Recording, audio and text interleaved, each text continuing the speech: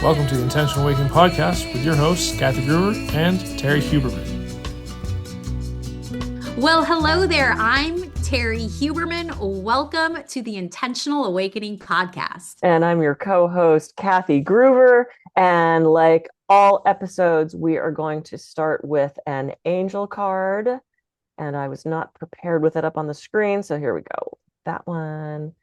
The angel card is, oh, I like this one. Aww. Understanding. Yay. The ability to include a deeper comprehension of life in your interactions rather than simply transferring your knowledge from one experience to another. Act with sincerity and empathy. Wow, that was really good for the last episode we recorded. They're slightly off. That's okay. So, as I mentioned, well, I don't know what order it is, but we'll say. So I went with, I was up in Northern California this past weekend with Adyashanti, who is a spiritual teacher. He found awakening, about 30 years ago? And I guess the pen's just meant to be on the floor today. And so I sat with him and I took some notes. I absorbed also, but I took a bunch of notes. And so Terry and I were talking about it off screen, and we thought I'd share a little bit about what I learned. And the first thing is, this is nothing spiritual, but I think this was one of the biggest lessons I got. So most of you who are listening don't know me, but I'm a former actor. I'm an improv performer. I love to be funny. I have very quick wit. My brain goes so fast. And I was starting to worry as I was doing this awakening thing, like, am I not going to be funny anymore? And am I going to lose my humanness? And I swear sometimes, and should I not be doing that? And what about my relationship with my husband? And how's that going to change? I had these very human, what's going to, and this guy, he swore, he was a smart ass.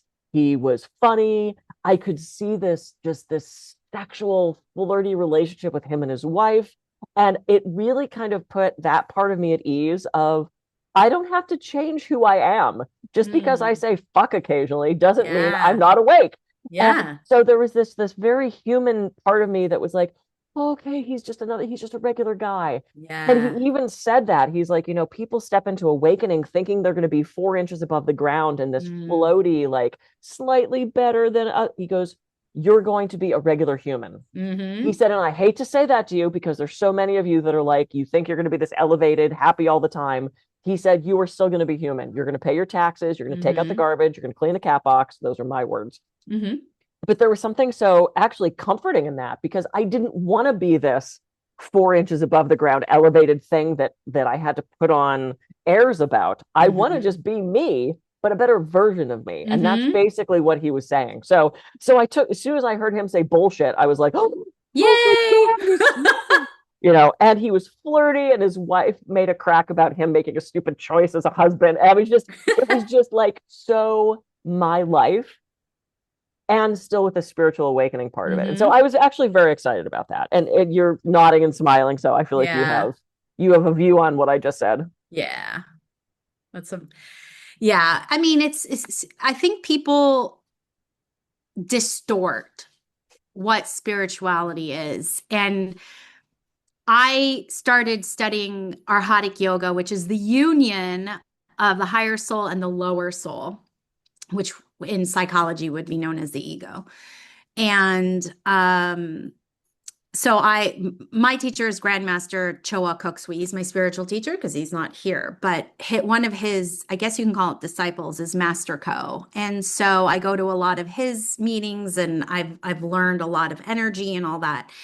And the one thing there's so many things. I hate saying one thing, but a really big influence, because you know what I mean by that. There's so many things, but it's always the one thing because it's right now. It is that what I got was that spirituality is about humanity. And I'm still trying to articulate the best way to express it, but it's like living out your human experience to the best of your ability without being a jerk.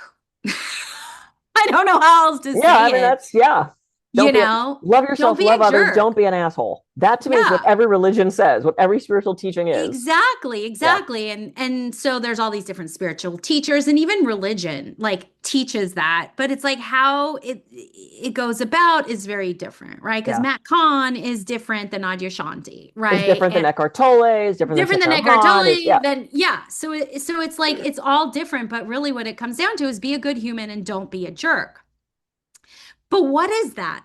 Excuse me, what does that look like for us individually? And yep, that's where the journey is.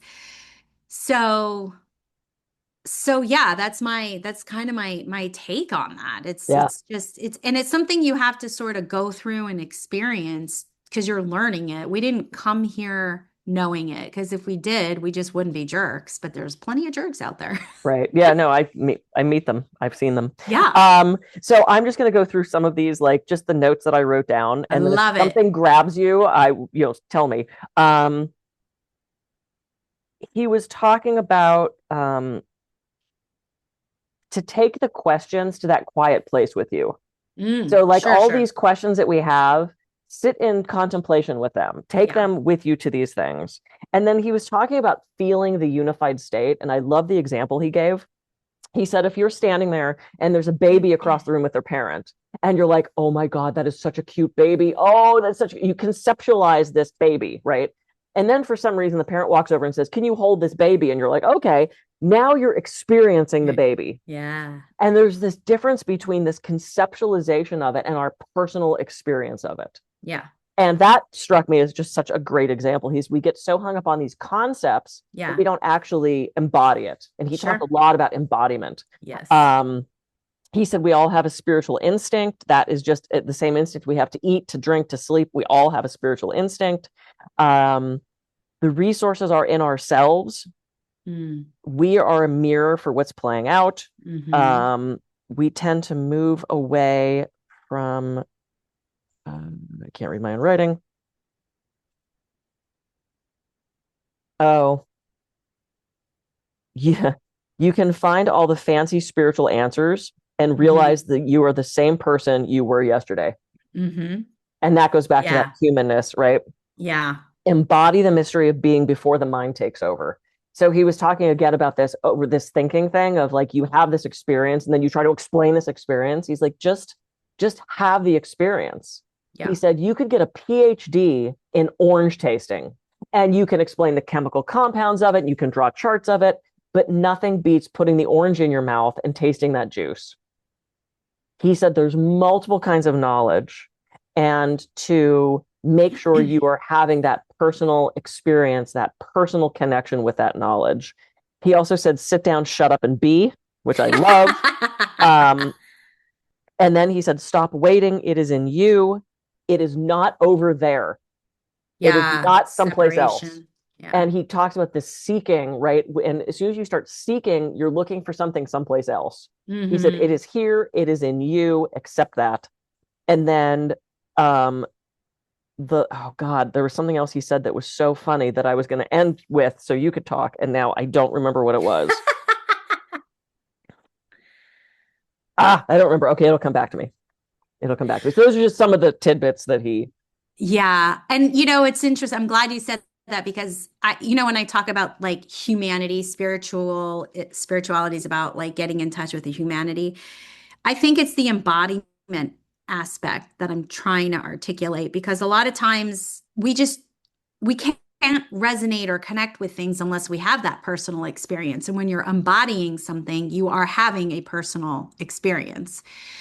So, I think that's what I'm trying to say. I just haven't been studying. I am doing 30 years of work just yet. Maybe next week I'll reach my 30th anniversary. I'm kidding. I'm kidding. But I'm just saying, like, I think that's what it is, the embodiment part of it. Um, there's I oftentimes have difficulties putting human words to the emotions and sensations that I feel, and I'm having one of those moments now. Yep. So that's what you're seeing, and that's okay, and that's part of the beingness, Yep. right? One of the things that came up for me in everything that you said is is where I think some people might get confused or thrown off, is that everything is correct. Well, from my personal experience and the work that I've done, everything is correct. The teachers that I've studied with, everything is correct. But a lot of people can't get to that place just yet. There's some pre-work that needs to be done. And so when people hear about, oh, yes, this happens, and then this is the end result, and like, yeah, just sit in stillness. My clients and the people that I tend to attract, because I am one, are people who are extremely, they have such a high intelligence that they overthink, but they also are very creative. And they're very highly sensitive. So they'll hear something like, yeah, just sit in stillness. They're like, I can't. Like physically, I can't. And then mentally, I check out after one ohm. So I can't meditate. I can't do all this. And that's why I do feel that there's sort of a pre-work to get to that point. Yeah. So that's the whole end result of spirituality, is everything what these teachers teach us. But and this is also, it's interesting. I'm getting a correlation between a problem that I have with a lot of coaches too, because I've had a lot of coaching, is that they give you end results, but they don't teach you how they got there, or, like the bootstrapping ways that they had to do to get to where they are, and I've fallen for that many, many a time. So that's why, like, I'm a firm believer that you have to prepare someone first to be able to sit and receive and do all of this, so that the embodiment can come in. Because if you don't know how to or what to, you're not going to be able to embody. So I do think that there's some pre-work that needs to go on. And that's where I come in. I want to prepare you for that. Right, exactly. That's where I help people do too. But it was funny. So the first we started with, it was probably like a half-hour meditation or 20-minute meditation. And he says, okay, excuse me. He's like, okay, so we're all going to meditate. And everyone kind of does this, right? Yeah. And they're getting ready and they put their feet on the floor. And he starts to laugh and he goes, what are you all doing?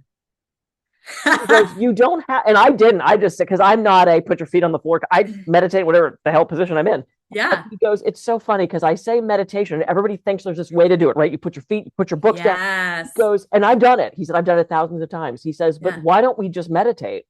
What are you preparing for? Yeah. And then he ended by saying, just stop. Everybody just stop. Stop seeking. Stop. Yeah. And as soon as he said stop, again, people kind of went like that. And he goes, what, are you getting ready to stop? And that's what I was going to say before. It was just funny because he was sort of making fun of all of us for thinking there's this thing you have to do to stop. Yes. Just stop. Yeah. Just stop. You don't have to. I'm going to get ready to stop now. Just stop. Yeah. And be okay with the I don't know. Yeah. And I teach my clients a lot of the importance of going rogue. Just because someone gives you, like, you don't have to stick to the blueprint. Because there are one of the things that I have learned, and I firmly believe, is that there's always a workaround. You can get to the same result in so many different ways. There's not a right or wrong way. When he even said, he goes, I don't care if you meditate. He goes, meditate, don't meditate. Meditate this way, meditate. He goes, I don't really care. We're at our last minute, so I want to say two things he ended with. One of the things he said was, scary places tend to have the most light.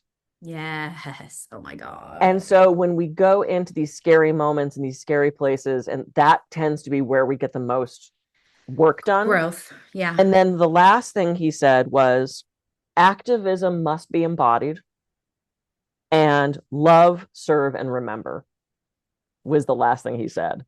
And my husband's very sort of much more activisty than me. He'll go to the marches, he'll go to and he and I have had so many conversations about, if you do that from a place of love and consciousness, if you do that from a place of spiritual height, it's going to be so much more productive and pertinent and streamlined than if you just go in all half-cocked and So I love that he threw in, activism must be embodied, stop waiting, it is in you, and love, serve, and remember is how he ended the whole day. 8 hours of notes in 3 pages, but yeah, of course. I know that story. Yeah.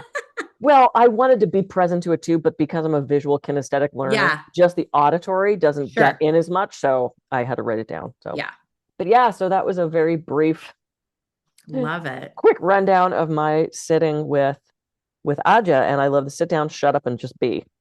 Yeah. Yeah. We could all I mean, use more of that. That would be the ideal. We have to practice getting there. Oh, get ready to get there. Get ready. Yeah. Get ready. Okay. We're going to get ready to go. So we're going to get ready to stop. So I'm Kathy Groover. I could be reached at kathygroover.coach. And I'm Terry Huberman. You can reach me at terryhuberman.com. Thank you so much for joining us on this episode of Intentional Awakening Podcast. We will see you in our